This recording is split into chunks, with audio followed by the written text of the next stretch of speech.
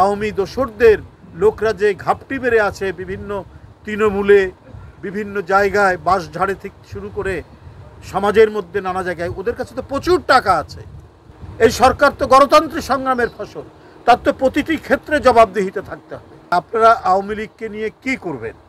অনেক কথাই বলেন, ওনাদের উপদেষ্টারাও অনেক কথা বলেন যে তারা রাজনীতি করবে কি করবে না, সেটা আইন আদালতের ব্যাপার।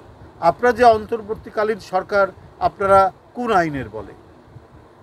আপনারা সমস্ত গণতন্ত্রকামী মানুষ আপনাদেরকে সমর্থন দিয়েছেন এই জন্য, কিন্তু কনস্টিটিউশনালি তো আপনি নন, মানে আইনগতভাবে তো ভিত্তি নেই। যারা গণতন্ত্রের জন্য লড়াই করেছে তারা প্রত্যেকে আপনাদের সমর্থন করেছে, আপনারা সেটা চালাচ্ছেন। এখন আওয়ামী লীগের ভবিষ্যৎ কী হবে, আওয়ামী লীগ কীভাবে রাজনীতি করবে, সেটা নির্ধারণ করা দায়িত্ব তো আপনাদের।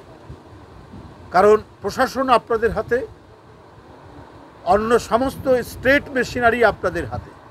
তাহলে ওদের যে এই সমস্ত নাশকতাকারী এবং ভয়ঙ্কর সন্ত্রাসী আওয়ামী দোসরদের লোকরা যে ঘাপটি মেরে আছে বিভিন্ন তৃণমূলে, বিভিন্ন জায়গায়, বাঁশঝাড়ে থেকে শুরু করে সমাজের মধ্যে নানা জায়গায়, ওদের কাছে তো প্রচুর টাকা আছে। ওদের কাছে পেট্রোল কিনে মানুষের বাড়ি পুড়িয়ে দেওয়ার যে অর্থ, মানুষকে হত্যা করার জন্য যে অস্ত্র লাগে তার অর্থ তাদের কাছে আছে। তো সেইটা দমন করতে আপনাদের কি আইন প্রণয়ন করতে হবে, সেইটা আপনারা জনগণের কাছে খোলাসা করুন। যেহেতু প্রশাসন আপনাদের হাতে, সেখানে অনেকেই তাদের পালিয়ে গেছে পার্শ্ববর্তী দেশ বা অন্য কোনো দেশে, কিন্তু এরা প্রশ্রয় পাচ্ছে কার দ্বারা? এটা তো সকলের, মানে এখানে যারা আছেন বিশেষ করে প্রশাসনের ব্যক্তিরা তো জানার কথা, কোথায় এই সমস্ত ভয়ঙ্কর সন্ত্রাসীরা লুকিয়ে আছে, যারা 15 বছর ধরে শেখ হাসিনাকে পাহারা দিয়েছে এবং এই পাহারার বিনিময়ে যারা অন্যের বাড়িঘর দখল করেছে, ব্যাংক লুট করেছে, অন্যের সম্পত্তি লুট করেছে এবং যারা টাকা পাচার করেছে, ব্যাংক হরি লুট করেছে, তারা আজকে এই জনসমুদ্রের মধ্যে কোথায় লুকিয়ে আছে, এইটা অন্তর্বর্তীকালীন সরকার তারা যদি খুঁজে বের করতে না পারে, তাহলে তো এই সরকারকে মানুষ ব্যর্থ সরকার বলবে। আজকে মানবেন্দ্রনাথ ঘোষের বাড়ি পুড়ে যাচ্ছে, এইটা আরও কত লোক যে সব সামনে ক্ষতিগ্রস্ত হবে।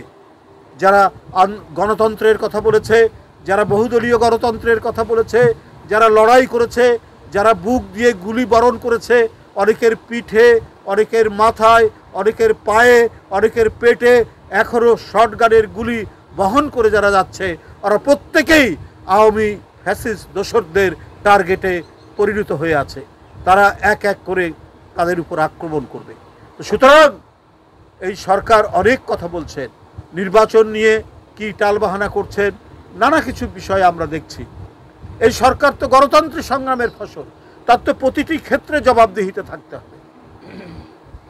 জনগণের কাছে জবাবদিহিতা করতে হবে যে মানবেন্দ্রনাথ ঘোষের বাড়িতে আগুন লাগলো কি করে, যে ফ্যাসিবাদের বিরুদ্ধে তার চিত্রকর্ম দিয়ে, তার শৈল্পিক চেতনা দিয়ে সে সেটাকে প্রতিবাদ করেছে, এই অপরাধী। এটা হতে পারে না।